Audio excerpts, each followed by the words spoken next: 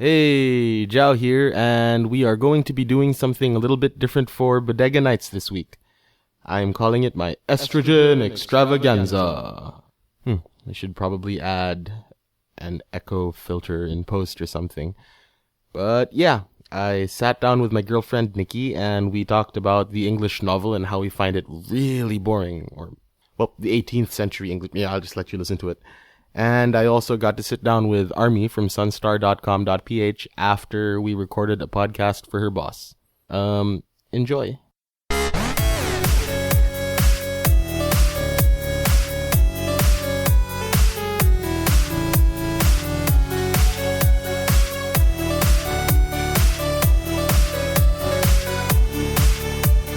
Hey, welcome to Bodega Nights from channel14.com. Hi. I'm joined by Army.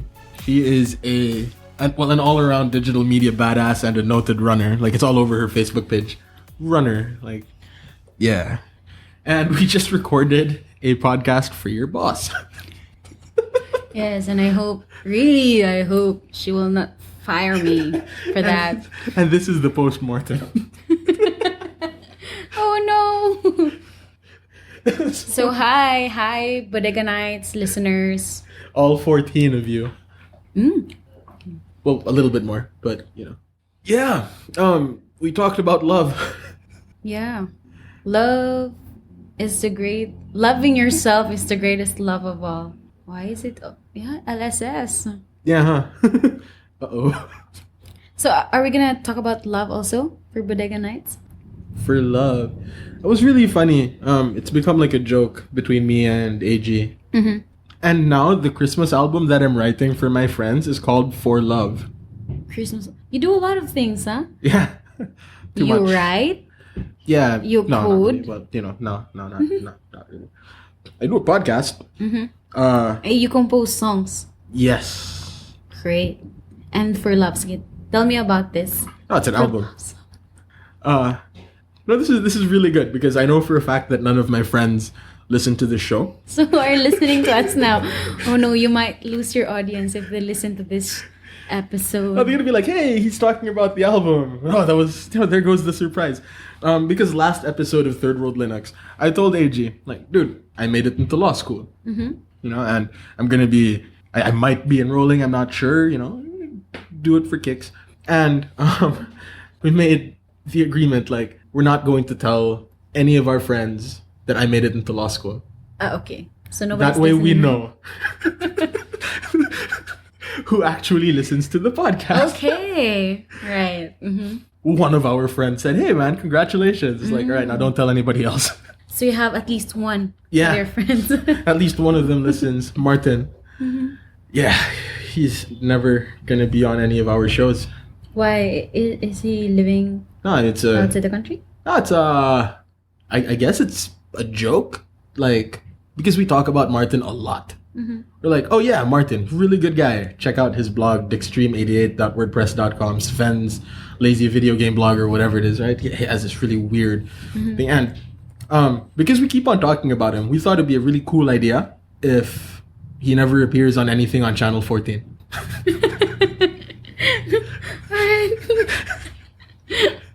You have a really good friends, Martin.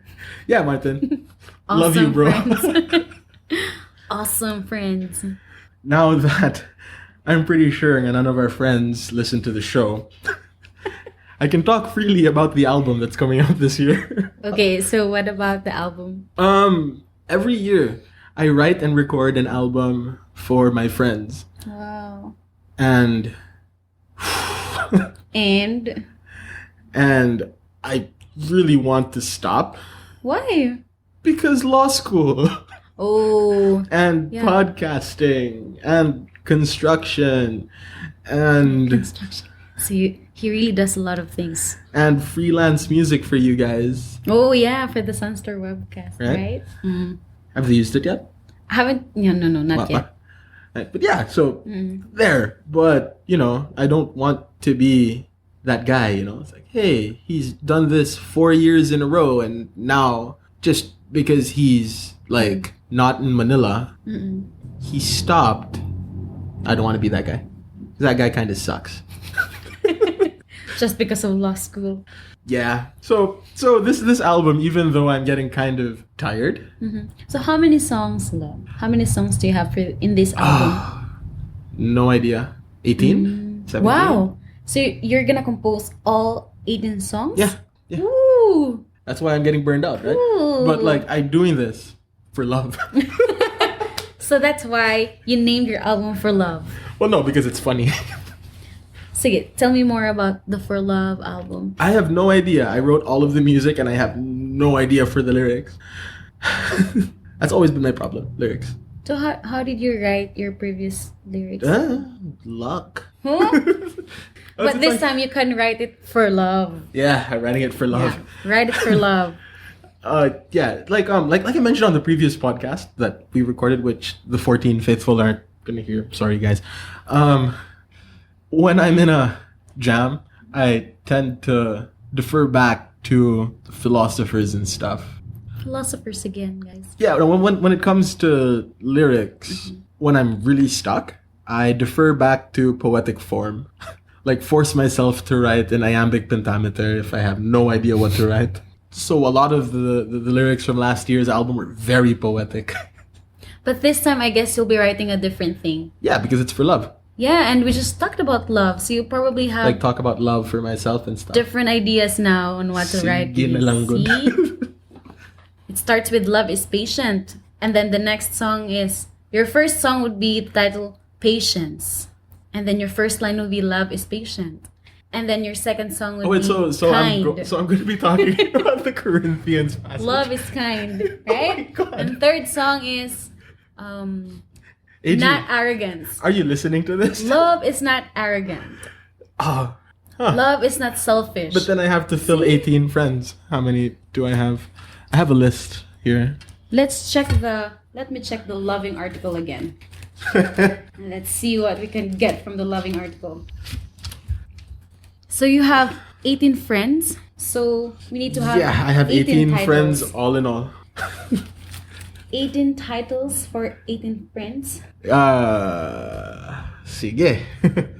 So maybe you think love is patient, love is kind.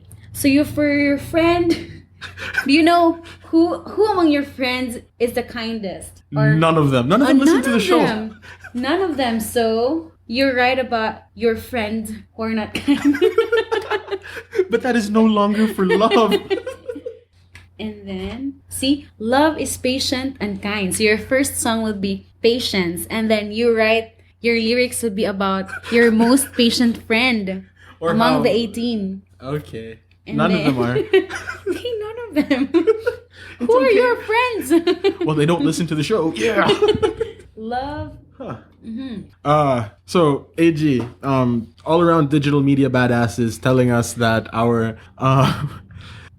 creative endeavor for the boys this year should be based off of the Corinthians 13 passage from the Bible. Yeah. And probably one of the songs would have the title Corinthians. Hey, though none of them live in Corinthians. Saw that coming. So you said a while ago that you already finished the... Because you said it's the lyrics that you're having... Yeah. But the music, you're already done with the music. Pretty much. How do you do that? Like, you do the music first and then the lyrics? Because usually it's the lyrics first and then the music, no? Depende. It's like, well, for me, I'm more music than I am lit. Okay. Right? So, like, music comes a lot easier. Like in the car, you see me. No, nobody does. Hear me humming along to Music. Like, oh yeah, lyrics are gonna go there eventually. Yeah. And a germ of an idea, like there's probably gonna be a song called For Love. Yeah. For love. So, how much do you love your friends who don't listen to your program? So, see? It's love. Because if you don't really love your friends, knowing that they're not listening to you, then you're not supposed to be friends with friends who don't listen to your program. Okay, fine. See? Do your friends watch you on when you're on the on the YouTubes? Some of them. Especially those who migrate during their birthdays. See? I greet them on their birthdays, So- and then they watch me whenever I greet them, right? Oh, okay. No. So the big takeaway here is that I have to greet my friends happy birthday. Merry Christmas. Do you think that's... Because you're doing it for Christmas. So, Merry Christmas. Well, I do know No. that they listen to the album. Well, they don't... those guys. So, They only listen to their own songs. right. Well, so I mean, I think... totally understandable. But yeah. Huh. So how much... You did not answer the question yet. How much do you love your friends who don't listen to your program, to your show? Your Honor, leading question. Oh no, your friends are gonna hate me. Oh. Now they don't listen to the show. You're right. So your friends are not gonna know this. Yes. Except Martin. Hi, Martin. We love you. Joao loves you. For love, bro. For love. So I guess the first song that you're gonna write is for Martin. Nope. No, I'm sorry, Martin. Joao doesn't love you. So what else about the For Love album? You know, it's lovely. I guess so. I look forward to it. No, even if it's not gonna be for me, I want to listen at least one of your songs for love songs. Hey. No, even if it's not for you, it's for love. Yeah, it's for love. Yeah, so I think I still can relate. Okay. So but wait, why for love? Why for love this time? Because that Because of what because happened of- to AG? yeah, because of AG's like Okay. thing. For love. Ugh, that guy. That guy is my best friend in the world. Ooh. So you're gonna write the first song for AG? No. No. Sorry. First song's not gonna for you. Okay. So Well, actually, what happens is, I just put down a lot of music, and I should run. Like you were talking about how you get inspiration from like running. yes. Yeah. Yeah. This is from the other podcast guy. Sorry. Yeah, she was telling me that she runs 50 kilometers, and towards the end of it, she's so high off of oxygen, she sees the world in a whole new light and is going to be writing a book or something. Right. Yeah, I'm actually planning to write a book, but maybe... Yeah, I already have an outline actually, but I don't know how to start it. Yeah.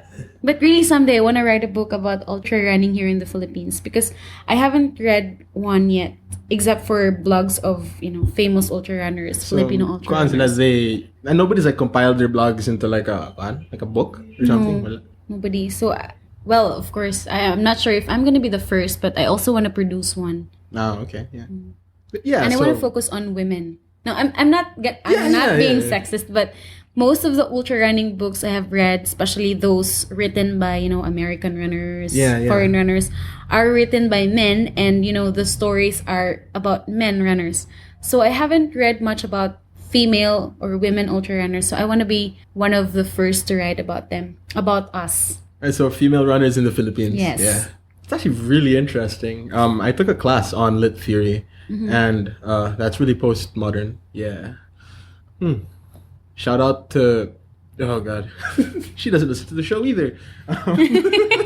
Oh, your girlfriend. Are you referring to your girlfriend? Nah, talking about one of my teachers. Oh. Although I don't think my girlfriend listens to the show either. Oh, no. Although she's... That's really love. She has to listen to the show because like the next part is going to be my recording with her. So Oh, we love. we got really nerdy. Talked about Shakespeare and stuff. Ooh, Yeah. So still about love. okay. Shakespeare in love. Where does everything we say remind me of, songs? I'm not really into music, Okay. but I love listening to music. But wait, what? yeah, I'm not into music, But you love but music. I love music. Okay.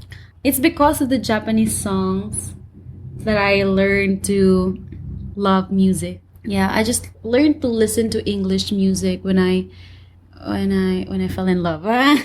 Okay. No, because And it all stems back to love. Oh my God, AG, dude. It's when you're in love, when you're, Yeah. I can't sing that well too. I love to sing, but singing doesn't love me. That's why I said I'm not into music, but I love listening to music. I don't know if that makes sense. Yeah, it does, I guess. Yeah. It doesn't matter whether we make sense or not. For as long as it's for love. As long as it's for love. I think love is one of the most used words Okay. in the dictionary. Not the. Not the. It's love. Not the. It's love. Not a or an. Love. Okay. No, it's love. I think one of the. Yeah, that. So why do you think people want to talk about love? Like now, why are we talking about love? Because of Why AG. do you think? And, No, aside from AG. and that article that we read. Aside for from that Sunstar article, why do you think Because- people love to talk about love? Yeah, why do people love to talk about what's many splendored thing? Or whatever the old cliche is. He's an English major. Sort of. Because I'm in love. And people love to love for love. Exactly. Okay. Lovely. No, but really, love is something that interests anyone, even kids who don't really pretty much understand what love really is. But then there's the case to be made that kids are have a better understanding of love than us 20-somethings. Because kids know what it means to give without expecting something in return. Yes. Allegedly. Kids nowadays, though, you never really know. These kids with their iPads and their MacBook Airs. Yeah, True, MacBook true. Air. It's not mine. Okay. I'm just learning how to use it. Kids, like there was this one story about this kid whose brother needed a kidney transplant or whatever because like he had a failing kidney. You can survive on one kidney, right? I have the right organ, right? I don't know if you can survive with one. Maybe. All right, so let's just assume it's the kidney because like it was some kind of transplant. And so like his younger brother or whatever was the only match that they could find for transplant. And the idea was that he remove one of his kidneys to give to his brother. That way they both live. As they were about to start the operation, the kid who was the donor allegedly says, "So am I going to die now?" And then... He was ready to die for love. And that is such a downer. Yeah. Made me speechless. But it warms the heart. But it's such a downer. So what happened to the brother? They both lived. Wow, okay. You know that other kid woke up and was like, "Hey, I'm not dead." I learned the Yeah, value of that's true. selfishness. Yeah, that's true. That's true. But yeah, kids are a better gauge of love. Kids these days, not sure, but yeah, allegedly. And For love. for love again. So are you sure that your album's title will be For Love? Of course. You're not gonna change it? It's too late. It's too late. Yeah, it's already November this week. Yeah, it's already November this week, and then And I have no Christmas. lyrics. No, you can write it after you run. So you're gonna make me run on my birthday So when is your birthday? this month, November. Oh, for those who are listening, Joao's birthday is going to be this November. Yeah. November when? Let him figure it out. Ooh, 12. November 12. 11, 12, 13. Ooh, nice. Right? 11, 12, 13. So I'm going to run and hope that I get so high on oxygen that I Yeah, can. and then you can write lyrics for 18 songs. Oh, those guys. So... No, it's fine. What's it called? The remember the truncate silence thing? Even if we have awkward silences, it's fine. Okay. We're gonna sound a lot snappier. Fix it in post. Thank you, editor. So, aside from your album, what other projects do you have right now? Which is, projects that are related to love. What I do don't I know if have my that's question related is- to love? Okay, my question doesn't make sense. That's Let me alright. rephrase that. What So, projects do do you I have any other projects? Lovely projects. Actually, Loving projects. I'm going to be recording a Bodega Nights episode with AG, and this is sort of looking forward into the future for you guys. We are going to sit down and talk about our manifesto on women, which And then? I don't want to give away. Okay. But yeah, like our views on women in general, you know. It's like, Ooh, that's interesting, huh? sure. How do you view women in general? Yeah, because if it's gonna be women, talking about women, it would also be different things. Because we Yeah. consider a lot of factors that men won't normally consider. And I'm also not gonna give away anything about that. So I'm gonna wait for your next Bodega Night session and I'm gonna listen to that. So you're And not my hear friend. what you- huh? So you're not my friend, apparently. Because apparently my gauge for friendship is whether you listen to the show. So Seriously, Yeah. though, I love you guys. Hey, welcome to Bodega Nights. Thank you. Yeah, you're very welcome. I am joined by Nikki. She is a teacher, a student in 2 different schools, Yeah. and more importantly for me, my girlfriend. Hey! Hey, you can't see us, but we're hugging. Well, I'm hugging her, and she's trying to break free. Okay. So what's up? How was your break? Well, you know, I'm about to end this break by living 3 separate lives. One as a teacher and one as a student and another one as a student. I can't believe I'm in 3 schools at the same time. I never saw myself this way as a child. Taking your MA in Anglo-American Lit. Yeah. People that listen to the show know that I know a little bit more about Lit than the average person. Yeah. That's your fault.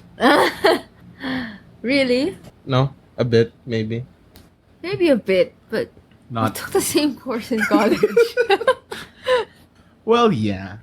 So are you looking forward to it? Are you looking forward to heading back to school? Yeah, I am looking forward to, yeah, you know, my students might be listening, potential listeners, so I can't say that I'm dreading the Your professors obviously aren't going to listen to the show, so like you can rip into your MA. Well, I am looking forward to coming to school as an MA student, and to an extent also as an eduk student. Yeah, for your license, huh? Yeah, I'm excited for that because it's new. Like I've never studied education before except for pedagogy, which is really not education apparently. So That's more philosophy class than yeah, anything else. it's like a philosophy. Yeah, but I'm excited to see what the school is like. What my classmates are gonna be like. And stuff like that. But I'm excited for my graduate school because I'm only taking up one subject. So What subject are you taking? it's the Why do I not know English- this? It's the English novel. So that'd be like, who is an English novelist? English novel. So Novels in English or guys like Oliver Twist guy? Yeah. No. Huh? What? What? Oliver Twist? That's American. Okay. Who are the English novelists? I know the English poets, but like, who are the English novelists? There is a lot. Jane Austen. Jane duh. Austen, fine. Who else? Charles Dickens. Yeah, Dickens, but then isn't Dickens Oliver Twist? I'm confused. Is it Twain? No, dude, Mark Twain is Huckleberry Finn. Oh, yeah, that's true. Sorry. Wait. I have to. No need. It's not like novels aren't my. Yeah, but then strong if suit. your students are listening to this, It's 9 o'clock, and I just read the most boring novel ever. My mind's kind of you know. Yeah, but you gotta let your students be like, oh, you gotta keep the. Fine, erase that entire part. No, I'm not gonna erase it. So when your students will be Okay. like, hey. So anyway, let's restart. I'm taking off the English novel. Wait, what, so British novelists or the novel in English? What do you think? It's What- the with THE, the English novel. Yeah, because say a novel in Japanese would read really different to a novel in English. It's novels in the Anglo-American, Anglo-Saxon Right, so the Anglo-Saxon canon. side of Yeah, Anglo-American. yeah. That sounds really boring. Yeah, but I'm looking forward to it because, like I said earlier, in my defense, that novels like that aren't really my strongest suit. I think it's really it's drama that I'm more I guess Interested in, yeah? interested in. It's a drama I think I'm more good at than novels in the likes of 18th century novels. Yeah. Oh my god, no. Because those But- are boring. Yeah. Those are so boring. When it comes to novels, I'm more of a, modernist. Wait, how modern is modern? Like contemporary? Modernist. So when you like say the Russians? Oh no, not the Russians. Because the that- Americans. It's like the Russians are straight up modern. Like no. Modernist. curse you, Dr. in- Zhivago. Modernist, not modern. Not modern, just modernist. So Wait, so who is like in the modernist American tradition? Fitzgerald, Hemingway, Steinbeck, those people. I think I'm good at that. But like Middlemarch or whatever, like Huckleberry Finn. No, oh my gosh. Yeah, so your students really shouldn't be listening to this, huh? Yeah. You're like, oh, that Dickens. They shouldn't be listening to this, especially because I'm going to be teaching Tale of Two Cities. Yeah, but you gotta teach things that you don't like. I mean, Yeah, you gotta do stuff. that you don't like. I mean, this is work after all. Work is a burden. Work is supposed to be a burden. Hey. It's a burden that you must take upon yourself. Yes, if it Mom. Or if it is not a burden, what separates work from leisure? Yes, Mom. So why did we talk about this? Anyway, so the English novel. Kind of excited to take that up. The professor is best buds with my favorite professor. Oh, okay, yeah. Like, what? Your professor is your best bud? No, the Wait, professor yeah. is best buds with my favorite professor. Yeah, and if there's something that I learned from college, Yeah. it's that the cool teachers hang out with each other. Yes. So you're teaching Tale of Two Cities to your students this coming year. Yeah. After Christmas break, What year? 3rd year. After Macbeth, because they're taking up the British tradition. Right, yeah. And after this term, they're finished with modern history. So they'll be done with the revolutions. Right, so are you going, when it comes to your lit, are you doing it like chronologically? Yes. Chronologically, and it just so happens that the genre is, that like the novel comes after what is like the heyday of English drama. What's great with literature is that each period champions a kind of genre. Okay. So I won't have to worry about. I mean, if I really want to teach what's essential in that period, I would hinge on that genre. So, for example, the Renaissance. They were all about the drama. Yeah, they were also about the sonnets, the poetry. I mean, you can never take that out. Well, yeah, but- poetry is something that exists all throughout literature All because throughout, yeah. arguably, poetry is not literature. And let's just keep save it at that, that. for another. Yeah. But parang each period champions a certain genre. In the Renaissance period, Elizabethan, Jacobean, like that. Was really all about the drama. it was there's nothing more you can. Wow, it's just all about the drama talaga. So and then came the modern period. So you have the Enlightenment and stuff like that. So you have prose Yeah, that's coming in. So you have the novels. invention of the short story was around that time. Yeah. Well, the short story as we understand it now. No, not as we know it now. It was by the 18th century that they started to publish novels in serials. Yeah, that's But that's the not a box short office. story. I mean, but Yeah, because like that's what makes the 18th century novel so boring. The fact that they had to fill a lot of space. yeah, like, and it's like that makes boring and endurable. I mean, that's why people finished works like Gone with the Wind or something. That's why people got the chance to finish it, because it was like, it was like our equivalent of TV series. They come out every Yeah. week. So, So when you read, say, an 18th century novel, you're binge watching Breaking Bad. yeah. Yeah. Yeah, you're binge watching.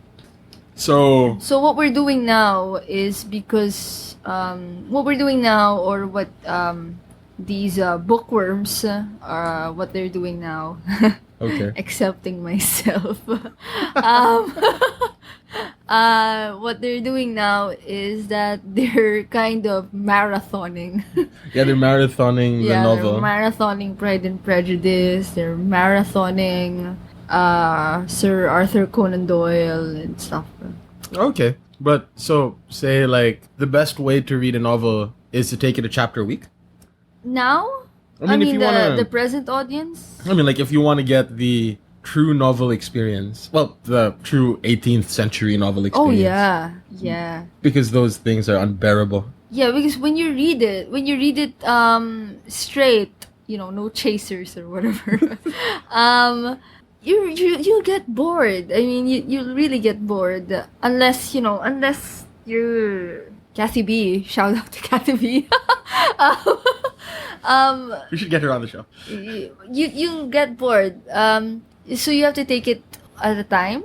Okay. Yeah. Especially now. I mean, yeah. I mean, Because- not just for 18th century, right? Especially with the generation now, the kids now. I think the only reason why they well, not the only reason, but why they appreciate. We have students that listen to the show, okay? So like Yeah. let's not incriminate them too much. I'm not. Let's but, not alienate our audience. But like, Shout out to Nikki's students. but what do you call this? They appreciate Fitzgerald, which is like, how can a 14-year-old appreciate The Great Gatsby Gossip Girl. in one reading? Not even.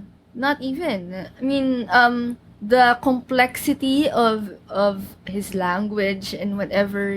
A 14-year-old would not even understand that. Okay. So, but how can my students enjoy it? Because they have a good teacher. Well, no. Who just happens to be my girlfriend. No, but why do they enjoy it? Why do they like it? It's not because of Leonardo DiCaprio. I mean, No, it's totally about Leo.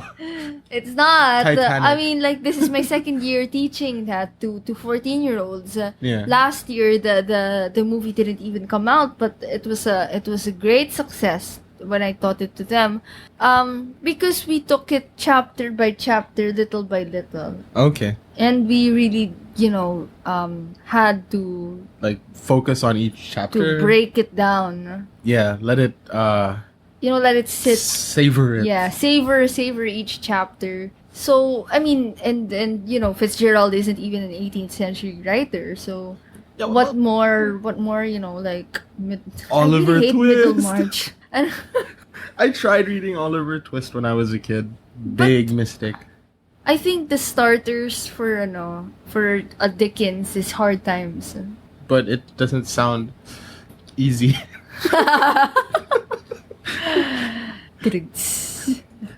I also tried reading Great Expectations as a kid. How is it? No, I'm wrong. Dapat pala. No. It should be A Christmas Carol. Well, yeah. I mean, I think that everybody should. I think everybody's read that, or at least seen a version of it. Yeah. No, but it's just when you're talking about how to ease into Charles Dickens. It's sort of like how if you want to ease into say Hemingway, Yeah. you start with Old Man in the Sea, and that'll either make it or break it for I don't, yeah. You'll either think he's awesome or he's just weird. you. That's an amazing book. Yeah. I don't know what made me like Ernest Hemingway was The Sun Also Rises. Okay. But like the American novels tend to be a lot shorter, huh? Yeah. Which period? Sina Fitzgerald, of Mice and Men, like early 20th century. Yeah. Like the longest one I've read was Harper Lee's To Kill a To Kill a Mockingbird, yeah. Yeah, that's even short. I mean, compared to Russian novels. Curse You, Dr. Zhivago. Yeah, they're short. I guess, because it's long after the serialization of novels already. So, and these writers are, the emo writers. What do you mean, like, The drunkards, the lost generation. what do you mean the lost generation? Like, was that something that they identified themselves as? Or was it, yeah? They're a lost generation. But we found them already. That was These really people lame. are these people are T.S. Eliot, Gertrude Stein. It's one of my favorite periods in fact, after the Renaissance, this is the next period that I really like. That's the first time she's ever told me that. So Well, to it's the first time I've acknowledged it also. I mean, thinking so about to it, the 14 people listening. or the 14 Okay, billion. It's been a while since we've used that. Because we call them the faithful 14 now. Because like 14 of them. Okay, Yeah. a bit more, but Okay. So anyway, yeah, the Lost Generation, pretty cool. It's pretty cool. It's all the life is pointless kind of thing. So they're taking their cues from guys like Camus and Or Camus took cue from them. so they're like proto-existentialists. Yeah, without knowing it, I guess. I don't know their philosophic, what's going on in their brains. It's just that's the streak, like, what's this life after World War One? What's happened to me?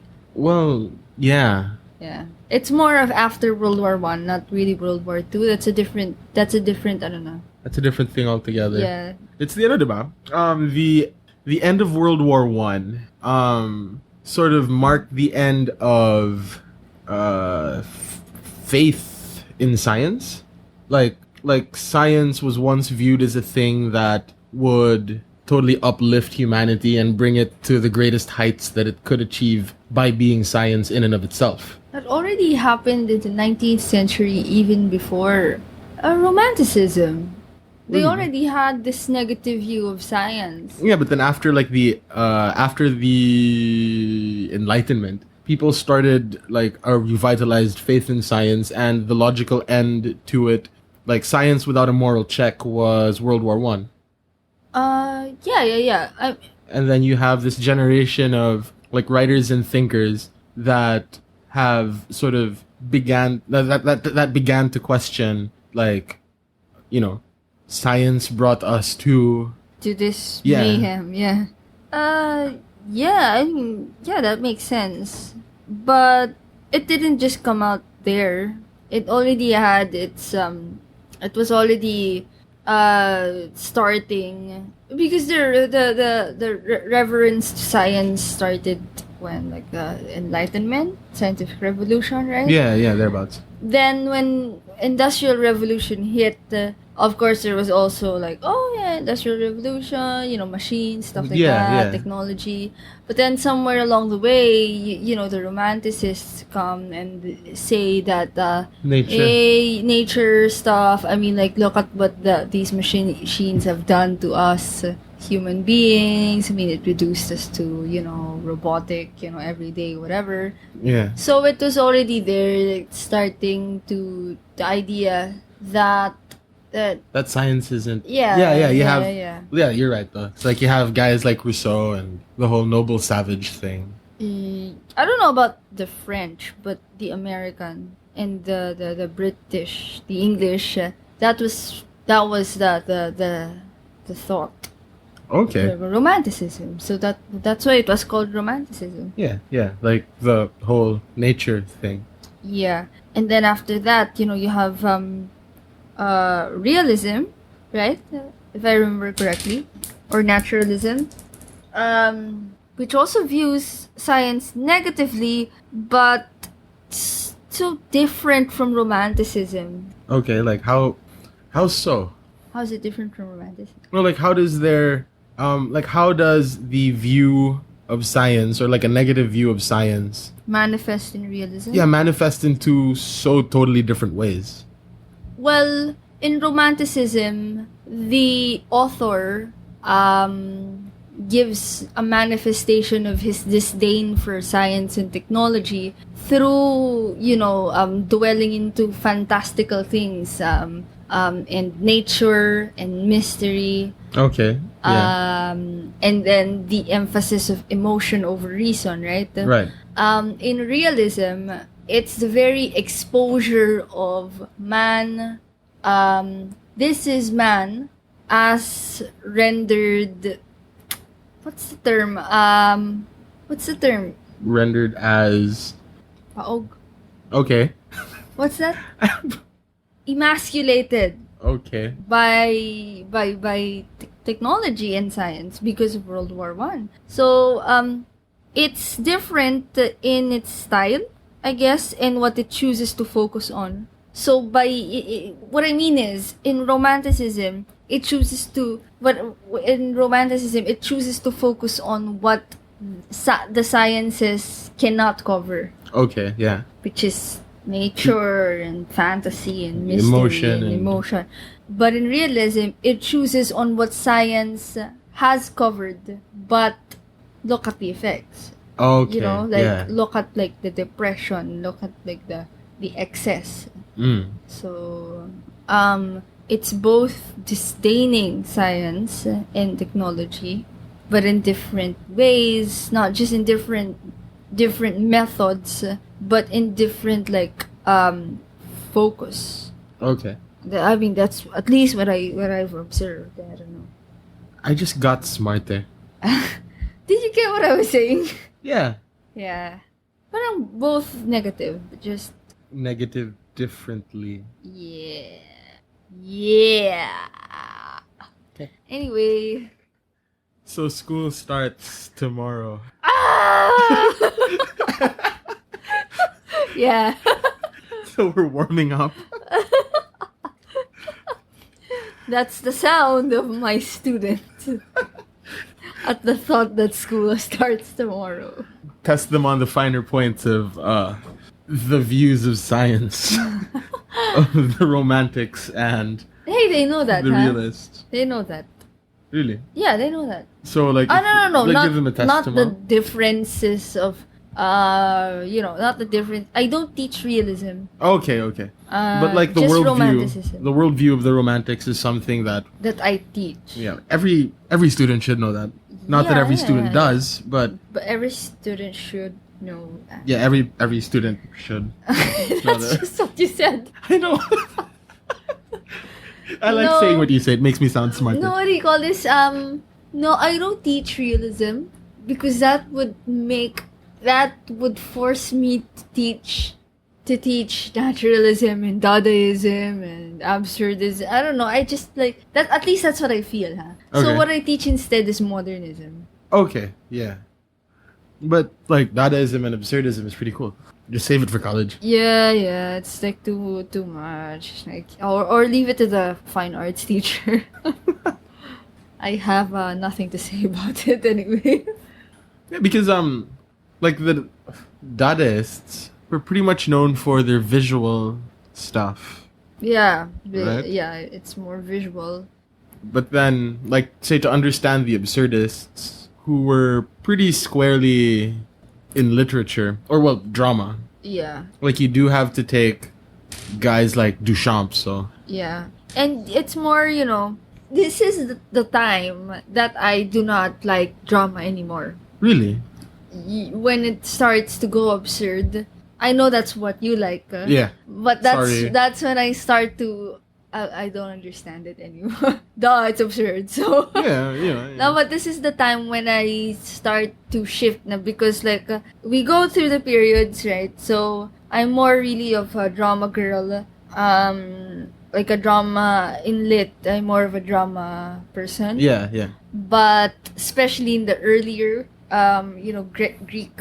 So like the Greco-Roman tradition. Greco-Roman tradition, the Renaissance tradition. I'm still like drama will always be my genre. But then as we progress, I guess I go with the trend. Okay.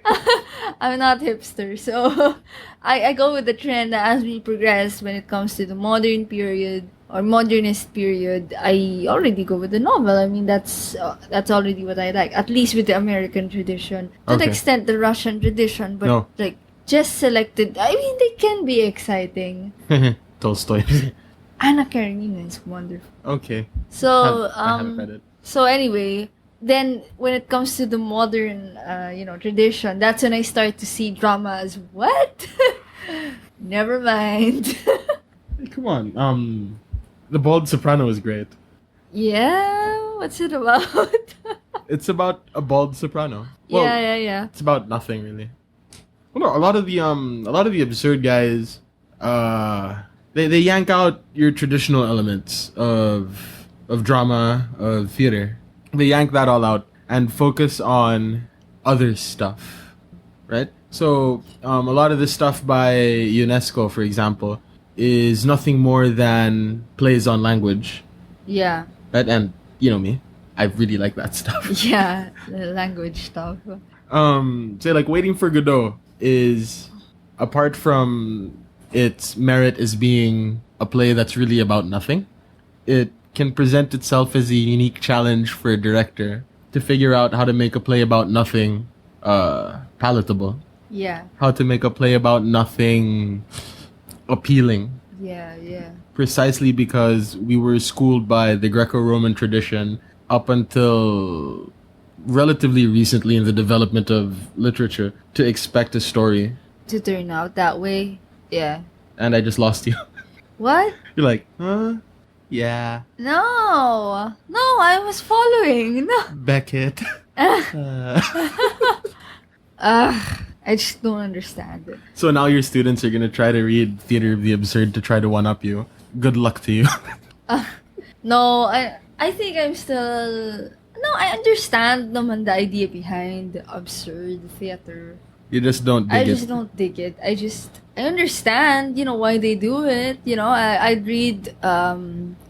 read this play, Five Senses, Okay, yeah. by Gertrude Stein. Yeah. And, well, I understood, why five senses, why the ears, and then some kind of like philosophical, symbolic, whatever about why she chose that, and then, I understand it. It's just I don't dig it. It's not drama for me. Okay. So, wait, so if you dig the more contemporary, like, well, the post 18th century novel, Yeah. post 17th, 18th century novel, how do you stand James Joyce? Oh, he's not a novelist. He's just weird. No, I don't know. How do I stand him? I don't. Did you try to read what's the name of his book? This is one, Which one? like the one that begins the same way that it ends and nobody's ever read ever. Ulysses? Yeah, Ulysses. Except for like No, one dude that I can't.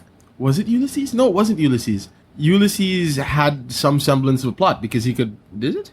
Yeah. Well, Finnegan's Wake. Yeah, Finnegan's Yeah, because Wake. like Ulysses, at least you could follow based on Odyssey. Homer. Yeah. Yeah. You'd follow it based on Homer, but because I tried to read Finnegan's Wake. I tried to read it and make you proud. But no. Well, you should. I mean, I guess James Joyce is already the beginning of the absurdist people. Yeah, but like, is there? But then I guess he was one of a kind when it came to the novel, huh? Yeah.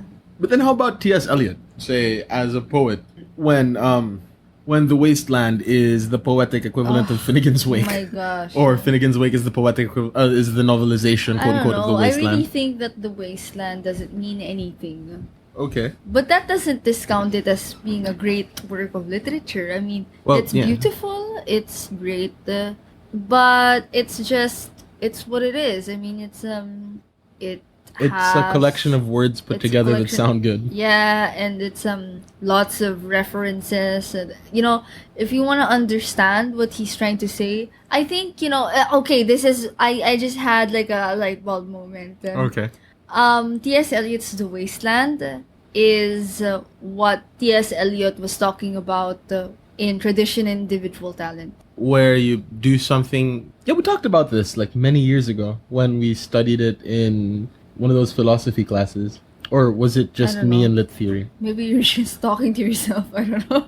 Yeah, because it's tradition and individual talent, because he's trying to be totally novel in the sense of being new, You, yeah. while throwing back to the past. Yeah, that's basically what he's saying. But that essay is Really well written. the content of The Wasteland. Okay. Do you get what I'm saying? Yeah. It's like he put up this really long poem, The Wasteland, which really, if you read it, I mean, you can't get anything. Well, you get something from it. He borrows languages, whatever. But you take it all together, parang there's what is this? But that's If you read it in light of tradition and individual talent. But yes, if you read it in light of that, the Wasteland becomes a mere example of what he's talking about in Tradition and Individual Talent. Okay. Huh. T.S. Eliot. Yeah. I mean, the love song of J. Alfred Prufrock makes more sense. Yeah, and the same that Ulysses makes more sense, but not really. Yeah. What's it? There's the other way, I guess, to look at The Wasteland. What? It was T.S. Eliot writing a poem that only his friends would ever get. What, like a big inside joke? Yeah, it feels like a big inside joke. Like if you were to listen to the album that I write for everybody, right? Yeah, that's true. Like if you listen to it. Probably. I mean, yeah. I mean, he does have his barkada of Yeah, right? writers. I get the feeling that that's what The Wasteland is. It was like him bringing a poem to the boys and be like, guys, dude, check this out. That's that's one way to look at The Wasteland. Like, you're never going to understand it precisely because he you have wrote your it. own little theories about it. Yeah, you all have your own little theories about it. But you're never going to find out. Because he wrote it for his friends. It's like, guys, Here you go, guys. like I'm great. Hey, guys, check this out. And then you all see them like, just laughing in one corner. Oh, dude, yeah, I remember this. Or like, oh, remember when, that happened or something. Oh, dude, Latin class. Yeah. Oh, that part in Dante, right? Oh, remember that part in Inferno where a teacher, okay, ganon. Yeah, I get the feeling that that's what. Yeah, maybe that's what it is. That could be a way to read it, but then Yeah. that's a real big cop out, or one of the hardest things you will ever have to do. Yeah. Because not only are you gonna have to do a biographical study of Eliot, but you're gonna have to like look at all his friends Yeah. and what they did and how does make some this. interviews, That'd be really cool. What, like the Wasteland is an inside joke? Yeah, That's some PhD stuff right there. right. Like I shouldn't be taking law. Law school. So, law school. Law school. So, 800 over 800 in logical reasoning. Critical thinking. Yeah, same. Yeah, same thing. Yeah. You're obviously meant for this. Hey, 800 over 800 in like one of the 4 test areas. You're meant for this. And I was meant for you. Yeah. Not law school. I was meant for you. Anyway, what? Yeah. Yeah, I couldn't. I thought that the critical thinking section had more questions in it because like everything else was say around the low to mid 600s over 800. Yeah. And the critical thinking was like a flat 800. I was like, must have had about 1,000 questions. See, critical thinking. Yeah. It's like, why is this so high? Anyway, you got perfect score there, so Yeah. you're going to law school. Yep. We're gonna get you a law degree. And since none of my friends listen to this show, Yeah. I just hope like at least one of your friends after 4 or 5 years still doesn't know that you took up law. and all of a sudden they're like, All of a sudden they're like or what's worse is if they see you on a newspaper or something. oh yeah. Like he passed the bar, attorney- yeah. No, not even like on a case or something. Oh yeah. Like, attorney Jose Maria Atienza, Yeah. la la la la la. Then they're gonna be like, this guy has the same he name has a- as her friend. Yeah. Then you'll be like drinking one day and say, funny. There was You- this you- case. no.